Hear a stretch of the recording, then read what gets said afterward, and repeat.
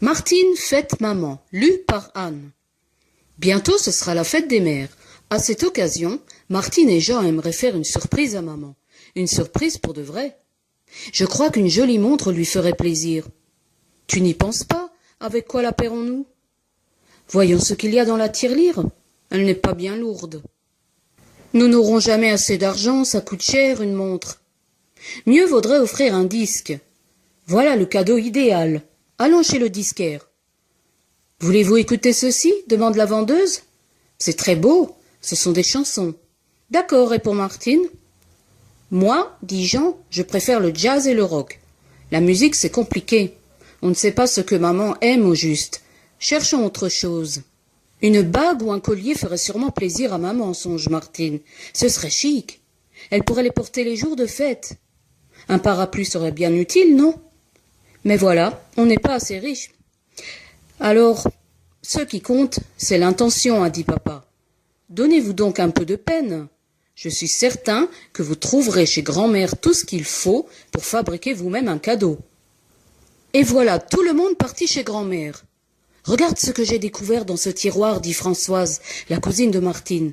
Un canevas, des pelotes de laine de toutes les couleurs. Pourquoi faire? Demande Martine. Je commence une tapisserie. Ce sera long, mais j'y arriverai pour la fête des mères. Et toi, Martine, que vas-tu offrir à ta maman? J'ai une idée. Si on dessinait un batik? Un batik, qu'est-ce que c'est? Demande Jean. C'est une sorte de tissu décoré. Pour cela, il faut un carré de toile, de la cire, de la teinture. De la cire? On n'en a pas? Mais si, voilà des bougies. Nous les ferons fondre. Et la toile et la couleur? Vous savez, dans le grenier de grand-père, on finit toujours par trouver ce dont on a besoin. À condition, bien entendu, que grand-mère soit d'accord. Mais oui, grand-mère veut bien. Mes enfants, voilà un joli canevas que j'ai conservé du temps où je faisais de la dentelle. Prenez-le, vous n'aurez qu'à suivre le dessin. Elle a même donné un petit entonnoir pour y verser la cire fondue. C'est pratique, n'est-ce pas? Et maintenant au travail. Tendons la toile sur un cadre de bois avec des punaises. Il ne faut pas qu'elle bouge. Que vont-ils faire? Demande Patapouf. Tu le vois bien, répond Moustache, il dessine avec de la cire.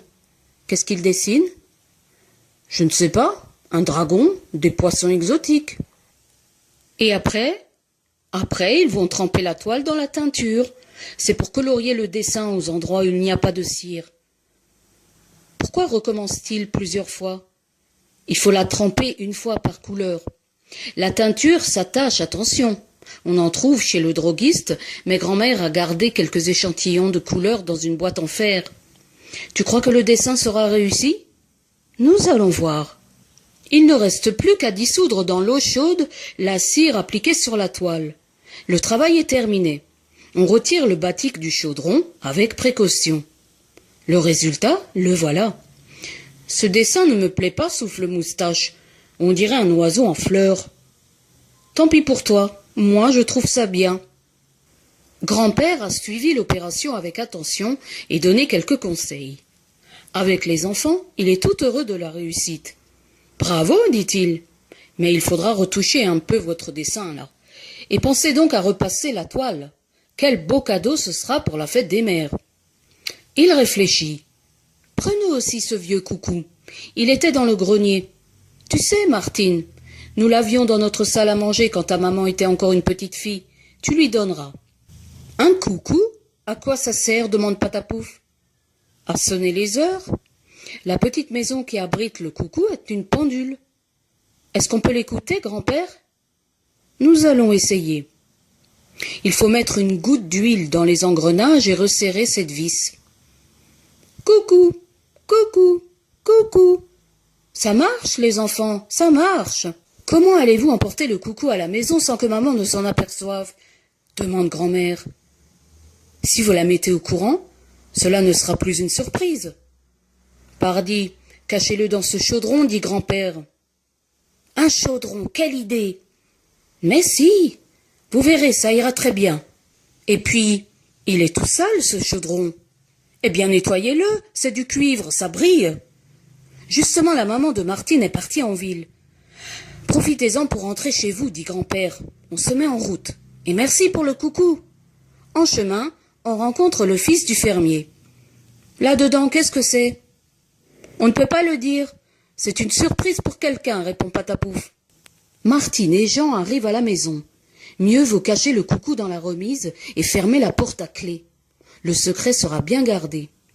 Qui pourrait entrer là-dedans? Personne, bien sûr. Mais avec le chat Moustache, on doit s'attendre au pire. Il a tout vu, c'est un petit curieux. La nuit venue, il se glisse dans la remise par la lucarne. Ce coucou ne m'échappera pas, dit Moustache. Et il se met à l'affût. Coucou, es-tu là? Réponds-moi. Le coucou fait la sourde oreille. La nuit est longue. Le chat, s'il le faut, attendra jusqu'à demain. Enfin, le matin arrive. Coucou, coucou. Le jour se lève, chante soudain l'oiseau sortant de son trou. Moustache veut se jeter sur lui. Décidément, ce coucou-là n'est pas un coucou comme les autres. Qu'est-ce que c'est? Un oiseau mécanique? Une boîte à surprise? Quick! Un ressort se referme et le chat se fait pincer la patte. Au secours! Au secours! Il s'enfuit à toute allure. Eh bien, Moustache, que se passe-t-il? Demande maman. C'est à cause du coucou dans la remise. Un coucou dans la remise? Qu'est-ce que c'est que cette histoire? Maman essaie d'ouvrir la porte. Tiens, qui a fermé cette porte à clé? C'est bizarre, ça. Martine? Jean? On accourt. Pourvu que maman... On a enfermé les outils du jardin et on a perdu la clé, dit Martine en rougissant. Est-ce bien la vérité? Non, mais ce n'est pas tout à fait un mensonge, puisqu'il s'agit de préparer une surprise à maman. Bien entendu, maman n'est pas dupe. Elle a deviné qu'il se trame quelque chose. Papa essaie de détourner son attention. Une longue semaine passe. Enfin, voici le jour attendu avec impatience. C'est le moment d'acheter 2 bouquets sur la place du marché, un pour maman, un pour grand-mère. La famille est réunie pour fêter maman. Ce batik, nous l'avons fait exprès pour toi, explique Martine tout émue. Un batik? Quelle jolie surprise! Tu sais, grand-mère nous a vraiment aidés. Grand-père aussi, ça n'a pas été facile. Et voici le coucou de bon papa. Le coucou de bon papa? Oui, dans ce joli paquet, tu verras. Chère maman, je t'embrasse très fort, dit Jean.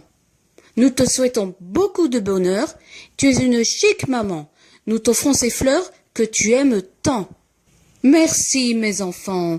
Cela me plaît beaucoup, beaucoup, puisque vous y avez mis tout votre cœur. Et ce coucou, c'est merveilleux. Il sonnait l'heure quand j'habitais chez grand-père. Quel plaisir vous me faites. Coucou, coucou, c'est midi. Il chante encore, est-ce possible? Tout le monde est content. Les fleurs s'épanouissent. Le coucou chante. À la maison, c'est la fête.